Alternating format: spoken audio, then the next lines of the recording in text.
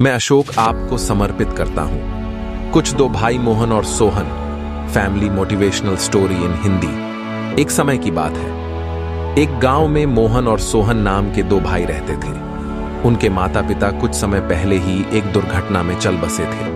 अब दोनों भाई ही एक दूसरे का सहारा थे। मोहन सोहन से बड़ा था, इसलिए मोहन अपने भाई की हर जरूरत पूरी करना अपनी जिम्मेदारी मानता था। वह चाहता था कि सोहन अच्छा पढ़ लिख कर नौकरी करे, इसलिए मोहन दिन रात मेहनत करके पैसे कमाता था और उन पैसों से सोहन की पढ़ाई का खर्चा उठाता था। मोहन एक कारखाने में काम करता था। कारखाने का काम खत्म करके वह चाय की दुकान खोलता था ताकि कुछ और पैसे कमा सके, जिससे सोहन की फीस और उसकी जरूरतें अच्छे से पूरी कर सके। मोहन सुबह जल्दी कारखाने जाता था, इसलिए वह जल्दी उठकर घर का सारा काम करता था और दोनों के लिए खाना बनाकर रख देता था ताकि सोहन को पढ़ने में कोई दिक्कत ना आए। इस तरह दिन बीतते गए और सोहन की स्कूल की पढ़ाई पूरी हुई। अब उसने मोहन के सामने कॉलेज जाने की इच्छा जताई। मोहन के लिए कॉलेज की फीस भरना थोड़ा मुश्किल था, लेकिन फिर भी वह सोहन की बात मानता लेता है ताकि उसकी पढ़ाई न रुके। अब मोहन को और ज्यादा काम करना पड़ता था। मोहन रात को 12 बजे तक कारखाने और चाय की दुकान वाला काम खत्म करके घर आता था और सुबह जल्दी 5 बजे निकल जाता था। इस तरह समय गुजरा और सोहन ने अपनी कॉलेज की पढ़ाई जारी रखी। वह कॉलेज में अच्छे से पढ़ने लगा। इधर मोहन दिन रात खून पसीना एक करके पैसे कमाता था। मोहन की नींद पूरी नहीं होने से वह कुछ बीमार सा रहने लगा था। फिर भी वह हर हाल में काम करता रहा। उसके मन में एक ही उम्मीद थी कि सोहन पढ़कर बड़ा आदमी बनेगा तो सब ठीक हो जाएगा और उसे इतना ज्यादा काम भी नहीं करना पड़ेगा। इस तरह से 3 साल बीत गए।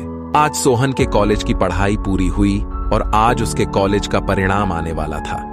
मोहन बहुत खुश था कि सोहन बहुत अच्छे अंकों से पास होगा। मोहन उस शाम को मिठाई लेकर जल्दी घर पहुंच गया और घर जाकर सोहन का इंतजार करने लगा। उसने सोचा कि आज सोहन के आते ही वह उसे मिठाई खिलाएगा। मोहन अपने भाई का इंतजार करने बैठ जाता है। काफी समय बीत जाने पर भी सोहन का कुछ पता नहीं था।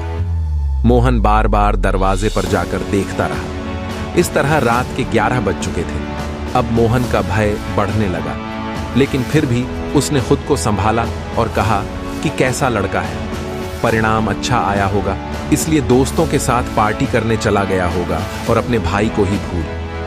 वह मन को बहलाने लगा। अब तो काफी समय हो गया।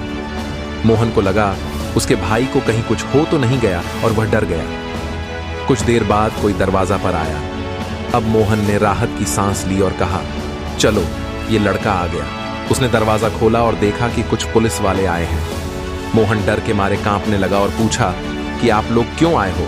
मेरा भाई कहाँ है? वो ठीक तो है ना? इतने में एक पुलिस वाले के पीछे से सोहन निकला और मोहन के पैरों में पड़ गया। मोहन ने उसे उठाकर गले से लगा लिया और कहा, भगवान का शुक्रिया कि तू ठीक है, मैं तो बहुत डर गया था।